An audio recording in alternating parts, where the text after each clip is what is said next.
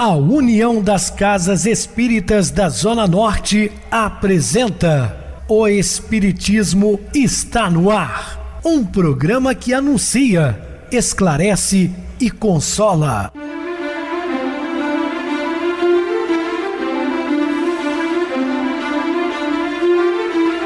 Não se turve vosso coração. Credes em Deus, credes também em mim. Na casa de meu pai há muitas moradas. Se assim não fora, eu vou-los teria dito, pois vou preparar-vos lugar. O Espiritismo está no ar. Sintonize esta frequência. Pare, pense na vida, faça perguntas. Uma ótima noite para você. Hoje, segunda-feira, dia 11 de dezembro de 2023. Está iniciando mais uma semana. Pedimos a Deus que nos abençoe. Rádio Clube FM, sua voz é a nossa voz. Estamos no ar de segunda a sexta-feira desde 2014 pela emissora. Depois passamos a atuar pelo YouTube. E o canal é Viver _ Melhor. Se inscreva, deixa seu like, sua opinião é sempre importante para nós. Lembrando do Bazar na Casa Espírita Maria de Nazaré, que funciona de segunda a sexta, de 13h30 às 16 horas. Prestigie o nosso bazar. Recebo carinhosamente meu querido amigo, expositor espírita Guaraci Silveira. Uma boa noite, seja muito bem-vindo. Boa noite, Pedrosa e ouvintes aqui do programa Espiritismo está no ar. Vamos estudar mais uma página do Evangelho de Jesus. Isso mesmo, Guaraci. Vamos estudar sobre superando os preconceitos. Dúvidas? Entre em contato conosco, ligando para a Clube FM, que é 0 operadora 32 3211 5697. Quer falar comigo? Utilize a TIM 98801 2675, o WhatsApp 999387699 e o e-mail espiritismoestanoar@hotmail.com. Interajam conosco, façam perguntas, tirem dúvidas, podem dar sugestões ao programa.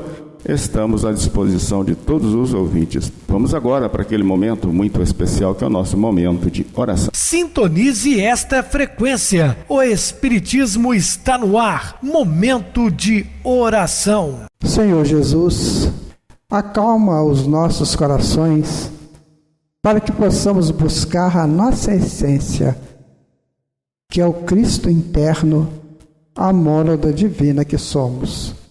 E às vezes nós nos envolvemos em tantas coisas passageiras, bem transitórias e pequenas do mundo, e esquecemos da nossa essência, esquecemos quem somos. Então aquela famosa frase, eu sou o que sou, tem que ser pensado e analisado por todas as pessoas, porque nós somos filhos de Deus. Será que eu entendo assim? Será que eu sou o que eu sou? Ou eu sou um espírito ainda em busca de aventuras, de interesses pessoais que me levam a acordos, que me levam a situações que podem denegrir a minha honra, a minha imagem? Então que eu possa, Senhor, e todos nós, buscar essa essência divina que somos. Porque é aí que está a verdadeira chave da vida, a chave do ser como você é, criado por Deus. Que assim seja. Estamos apresentando O Espiritismo está no ar. Bem, meus amados irmãos, estamos de volta com o assunto da noite, falando superando os preconceitos. Os primeiros discípulos foram obrigados a superar a barreira dos preconceitos para poder acolher Jesus como Messias e se tornar seus seguidores. Preconceitos, né?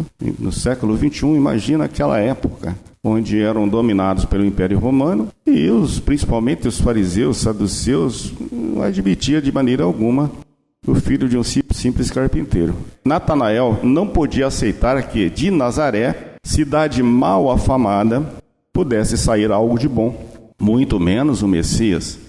A pecha de nazaretano desdobrava-se num rosário de outras evocações tomadas como negativas. Sim, Nazaré era muito mal vista pelos judeus, porque Galileia tinha os nazarenos. Existia uma doutrina religiosa dos nazarenos. E Jesus se vestia é como um deles, né? Tinha uma tira amarrada na testa, amarrada no cabelo. Ele era pobre, de família sem prestígio, isso na concepção de Natanael, né? Ele era pobre, de família sem prestígio, um indivíduo sem expressão moral ou cultural. Moral na opinião dele. Enfim, um desclassificado. Mas pela insistência de Filipe, um dos apóstolos, Natanael se predispôs a ir ver Jesus. Então, tanto Filipe insistiu que ele foi assistir uma pregação de Jesus. Seu preconceito contrastou com a ideia altamente positiva de Jesus tinha a respeito dele. Jesus considerava-o um israelita íntegro, sem dolo nem fingimento. Em outras palavras, um indivíduo em cuja palavra se podia inteiramente confiar. O próprio Jesus confiou nele e lhe fez uma solene revelação. A atitude de Jesus deixou Natanael desarmado, levando-o a abrir mão de seus preconceitos. Numa atitude própria de discípulo, Natanael reconheceu Jesus como rabi, ou seja, mestre digno de veneração e respeito. Foi naquele episódio, quando ele cura Natanael ben Elias. Reconheceu também como filho de Deus, cuja origem superava as possibilidades humanas, fazendo dele mais do que um simples filho de José da Galileia. Reconheceu ainda o Messias que reavivaria a esperança no coração do povo. Logo de Nazaré também podia sair coisa boa. Então ele muda completamente o seu conceito com relação a Jesus, tá? Pela insistência do apóstolo Filipe. Eram amigos e ele foi ter com Jesus. Um dos evangelistas diz assim, quando ele fala: Filho de Davi, tem misericórdia de mim. A cena do batismo revela o traço fundamental da identidade de Jesus, sua condição de filho amado de Deus. Um outro elemento importante dessa identidade é aferido pelo quadro no qual a revelação é feita. Do pai, dirige-se ao filho naquele fenômeno de voz direta, simboliza, descendo uma pomba, e a origem divina de Jesus fica assim perfeitamente evidenciada. Ele provém de Deus, cujo nome exercerá sua missão. Daqui decorrem dois êxitos das ações históricas de Jesus: na mais absoluta fidelidade a Deus, refletindo-se nele o agir divino em favor da humanidade. Da fidelidade decorrerá a liberdade. Jesus não suportará que criatura alguma, nem mesmo as tradições religiosas, se imponham em sua vida de forma absoluta. Ele jamais suportou a tirania da lei e dos costumes do povo quando contrastavam com o projeto do reino de Deus. Sim, muitas vezes ele era questionado pelos doutores da lei, e ele não abria mão daquilo que era verdade. A pessoa e a ação de Jesus, sendo baseada na fidelidade e na liberdade, suscitarão constantes conflitos. Apesar disto, como filho amado, ele não abrirá mão do projeto traçado pelo Pai. Então, ele, aos 12 anos de idade, ele foi encontrado, conversando com os doutores da lei. Tamanha era a sua inteligência, e eles não conseguiam, de maneira alguma, convencê-lo de nada. É porque ele era a verdade ali representada. O milagre de Caná da Galileia foi um marco significativo de Jesus. Com ele, o Messias começava a dar cumprimento à missão recebida do Pai em favor da humanidade. Sim, esse é um dos primeiros fenômenos de Jesus. Eles citam, como milagres, foi o início ali do seu missionário. A transformação da água em vinho simbolizou a chegada dos tempos messiânicos. O povo comparava a instauração do reino de Deus com uma grande festa caracterizada pela abundância de vinho. Em Jesus, o vinho novo do reino estava sendo oferecido em abundância, oferecido gratuitamente, como pronunciava o profeta ao convidar o povo a beber vinho novo, sem pagar. A qualidade superior do vinho era também um detalhe importante. O reino instaurado por Jesus não seria uma reedição mal feita dos esquemas antigos. Não, completamente diferente. Jesus veio para direcionar a humanidade, para o caminho correto. Ele não pretendia ser um reformador da religião. Antes, sua proposta tinha sabor de novidade. Por isso que ele veio trazer boas novas, por se fundar no querer do Pai, sem as intromissões humanas tão comuns nas práticas religiosas daquela época. Realmente, aquilo lá as pessoas decidiam assim e ficava por isso mesmo. A água era usada para as abluções rituais dos participantes da festa. No reino instaurado por Jesus, a purificação para a festa seria feita pela prática do amor e não com água. Por conseguinte, uma purificação do mais íntimo do coração, onde se dá um encontro da pessoa com Deus. Então está aí uma explicação muito bonita sobre esse fenômeno de Caná na Galileia. Então, continuando no raciocínio, Pedrosa, a gente pode dizer que a simplicidade dos magos, esses magos, ela é da escola da Pérsia, uma escola muito aclamada, né? Mas que se perdeu também. Aí porque aqui na Terra, sabe, o Pedrosa, às vezes começa uma coisa muito bonita, né? Muito perfeita. De repente, os interesses pessoais, de repente, o interesse de poder, né? De dinheiro, aí acaba com tudo. Então, tem aquele período espiritual que a gente tem que aproveitar. Porque depois pode ser que entre o problema, como aconteceu aí nas religiões, né? E a gente tem que tomar cuidado com o espiritismo, né? Não pode acontecer isso aqui no espiritismo. Então, a gente tem que tomar esse cuidado, porque isso é fato, né? Então, começa muito bem, foi o caso da escola da Pérsia, de onde saíram os 3 reis magos. E interessante, né? Eles saem dali e vão procurar o grande mestre da humanidade. E mais tarde essa escola ela é praticamente dissolvida por interesses, né? Mas para aqueles magos, né, bastou uma estrela identificada como sendo dele, para que se pusessem a caminho. As dificuldades e os empecilhos foram todos relativizados. A falta de pistas consistentes não os amedrontou, nem o fato de terem de se dirigir a um país estrangeiro. Vamos dar uma palavrinha sobre essa estrela de Belém? Porque, vejam vocês, amigos, o cosmos está estabelecido dentro de uma harmonia que não pode ser mexida. Então, de repente, não vai sair uma estrela, um sol, né, de um sistema, ou de uma pleiade, ou de uma constelação. Não vai acontecer isso. Isso aí derrogaria muitas leis e daria muitos problemas, né? Então, essa estrela seriam os espíritos superiores que estavam saudando a vinda de Jesus. Como eles são reluzentes como sóis, então dá a impressão de uma estrela. Mas aquele momento ali em que surge essa tal estrela de Belém, vamos imaginar um grupo de espíritos de altíssima hierarquia que vieram saudar o nascimento do Senhor Jesus na Terra. Pode ter sido eles os cristos planetários aqui do Sistema Solar. Cada planeta tem um dirigente, né, que a gente chama de Cristo. Pode ser um deles, pode ser um grupo deles. Então é preciso entender que não é uma estrela igual ao Sol que a gente conhece, desloca de um local do cosmos e vem. Não existe essa possibilidade. Existe sim a possibilidade de espíritos luminares, verdadeiros sóis espirituais, que vieram saudar aqui a chegada do Senhor Jesus.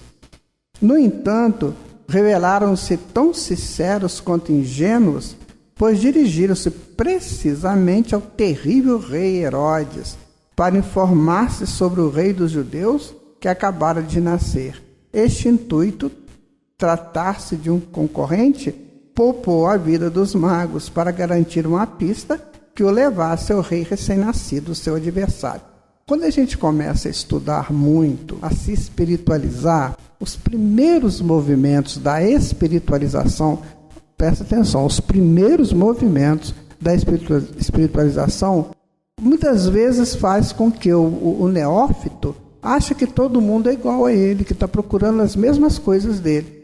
Então, como Herodes era o rei, eles acharam que Herodes estava na mesma linha de raciocínio deles, né, enquanto iniciados ou neófitos de uma grande escola. Então, é preciso tomar cuidado com isso. A maldade aproveita essas pessoas para fazer as suas coisas negativas. Então, a pessoa é dada como bobinho, né? E o outro espertalhão.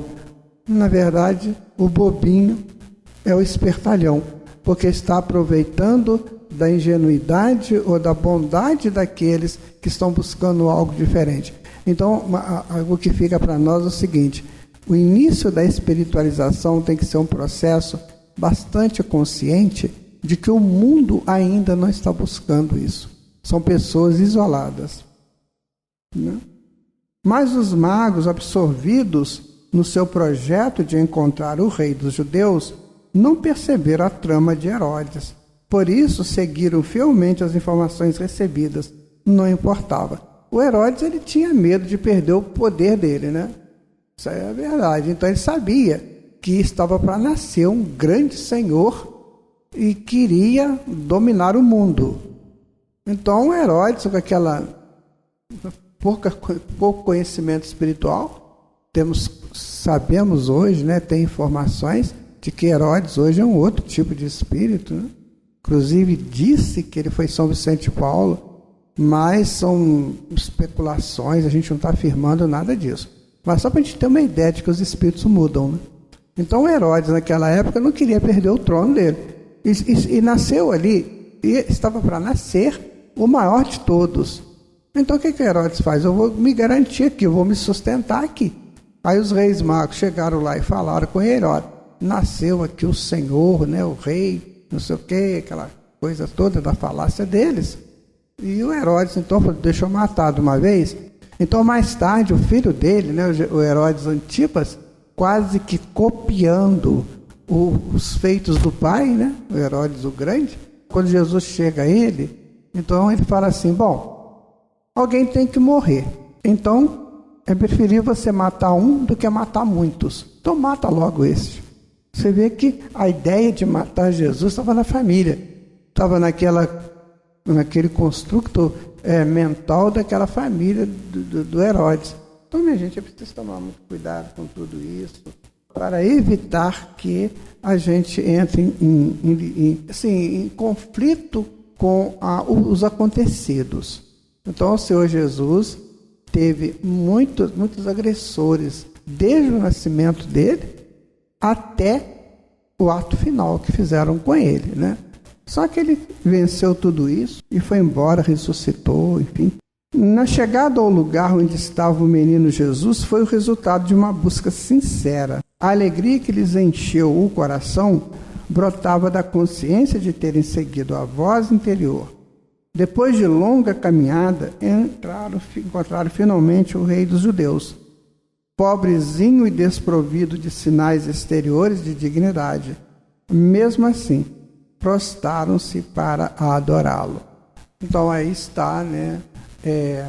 Eles levam o incenso, o ouro e a mirra, que isso aí tem um simbolismo, né, muito grande, e levam lá para Jesus. Então, minha gente, vejam vocês, esses reis magos, eles representam muito a infantilidade dos neófitos. Neófito é aquele que está se iniciando na espiritualização.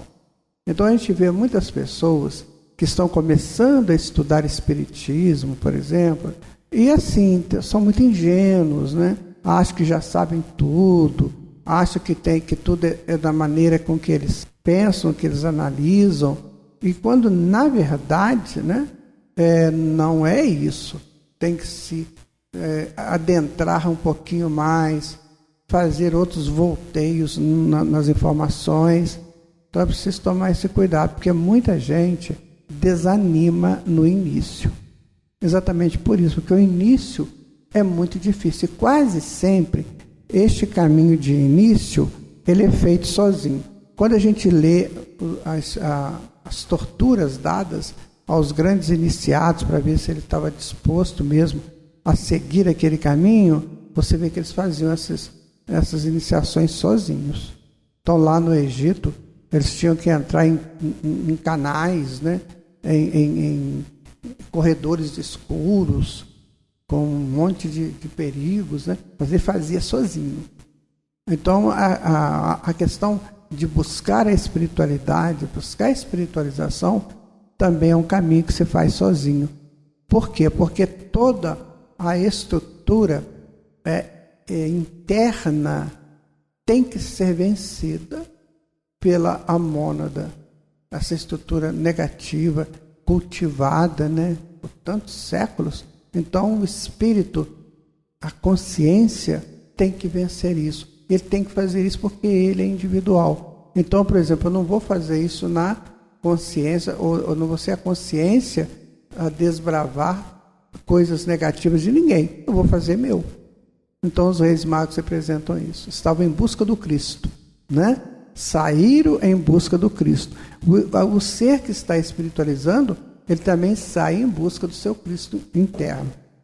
Essas informações que a gente vai recebendo, e é muito a propósito, porque nós estamos vivendo a fase do Natal, essa época aí do Natal, né? Onde esses simbolismos todos vão aparecendo, né?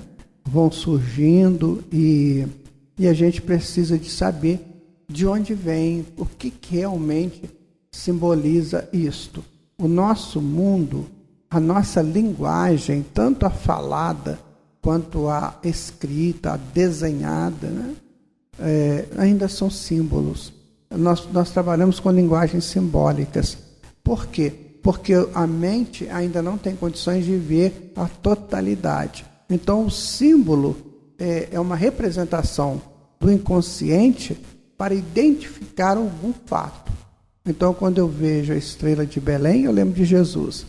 Quando eu penso nos Reis Magos, eu lembro de Jesus. Quando eu penso na manjedoura, eu lembro de Jesus. Então, são símbolos do inconsciente que nos remontam ao momento mágico da chegada de Jesus ao mundo, que é um momento muito profundo, muito forte para a humanidade. E então, a mente do cristão criou esses símbolos como lembrança. E o principal desses símbolos, qual seria, né? Que é a cruz. A cruz é o principal símbolo que mostrou, segundo as propostas, né? Ideológicas dos cristãos, mostrou o sangue derramado do Cordeiro pela humanidade. Por que isso? Porque se derramava muito sangue de cordeiros para vencer alguma dificuldade. Então, por exemplo, a pessoa que tinha lá um problema físico ou familiar, ele dava um cordeiro, matava o cordeiro, o sangue avolumava e, segundo a crença, Deus recebia aquela fumaça do sangue, enfim, e aí ele dava aquilo que a pessoa precisava. Essa era a crença. Então, Jesus é considerado o cordeiro do povo, o cordeiro de Deus, porque ele se deixou imolar para que a humanidade entendesse o que é necessário fazer para a sua redenção final. É muito bonito, né, Pedro? Estudar tudo isso, né, seria muito legal. Muito lindo, gratificante. A gente tem que estudar. No programa de amanhã vamos falar sobre um novo assunto, uma luz para a humanidade. Vamos agora para o intervalo musical, a seguir a nossa oração final. A virtude.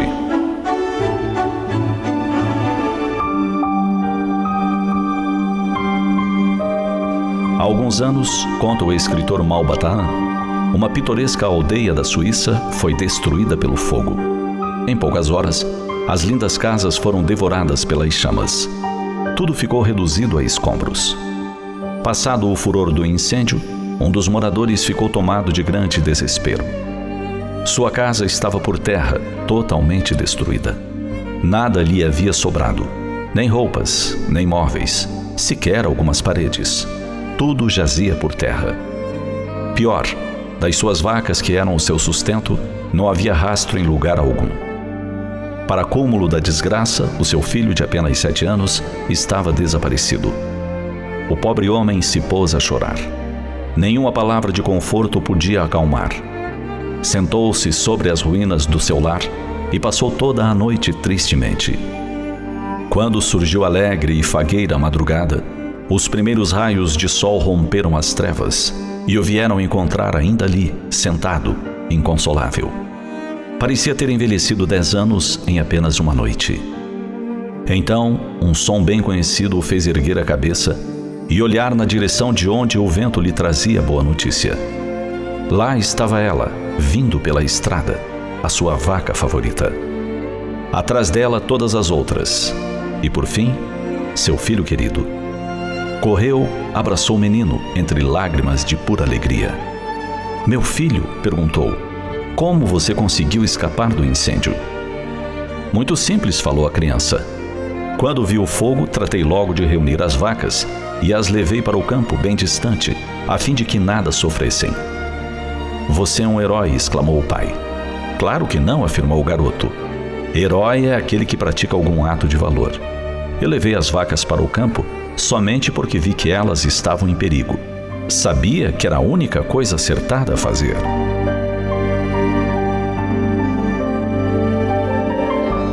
Assim agem as pessoas verdadeiramente virtuosas. Não alardeiam suas virtudes, mas praticam o bem com desinteresse completo e inteiro esquecimento de si mesmas. Deixam-se guiar por suas inspirações e estão sempre aptas a grandes gestos em favor dos demais.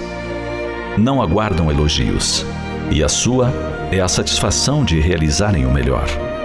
Os que assim agem ignoram mesmo que são virtuosos. Neles se encontram as qualidades da verdadeira virtude. São bons, caritativos, laboriosos, sóbrios, modestos.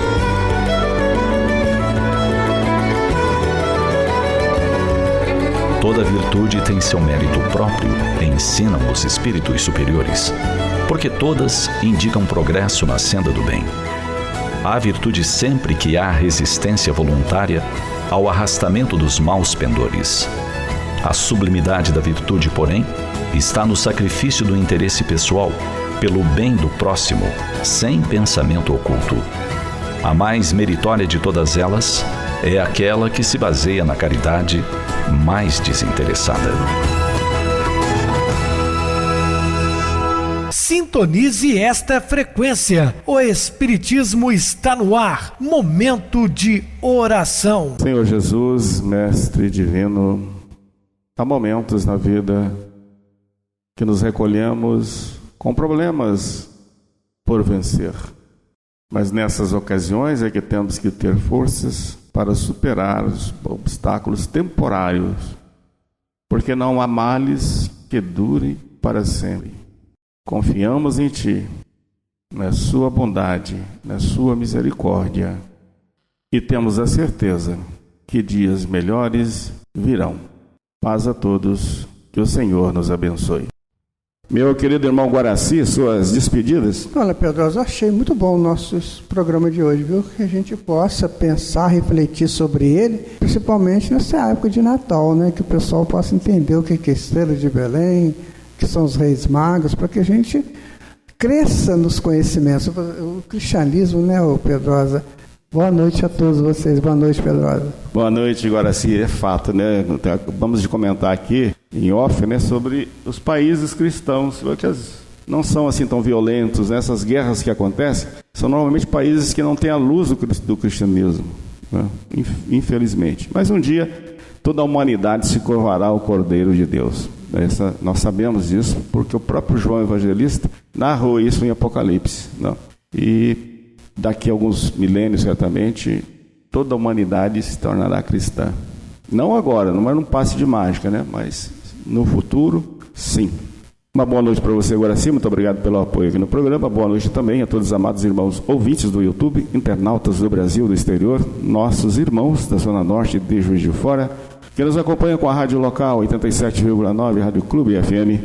Continue ligados, ouvindo a nossa próxima atração, o programa Batidão com o DJ Tico, a seguir na voz de Ailton Moreno, em Encontro Central. Boa noite a todos e até amanhã, se Deus quiser.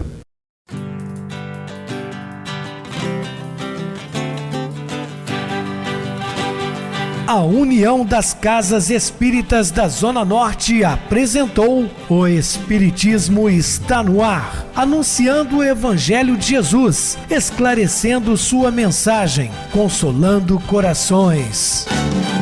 Olhe pro céu e descubra imagens de luz.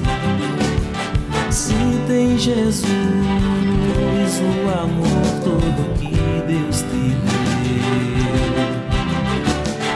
Pense no bem, no melhor em que pode fazer. Seja o que for, também vai receber. De coração, ajude o irmão, a caridade é o caminho do amor. ainda que possa sofrer, pois bênçãos de Deus há de ter. Ame, perdoe e viva melhor a natureza, o céu e o mar. Veja o encanto que a vida nos dá, a chance eterna que temos para amar, para amar. Olhe pro céu e descubra imagens e luz. Sinta em Jesus o amor todo que Deus te deu. Pense no bem, no melhor em que pode fazer. Seja o que for, também vai receber. De coração ajude o irmão, a caridade é o caminho do amor. Faça ainda que possa sofrer, pois bênçãos de Deus há de ter. Ame, perdoe e viva melhor a natureza, o céu e o mar. Veja o encanto que a vida nos dá, a chance eterna que temos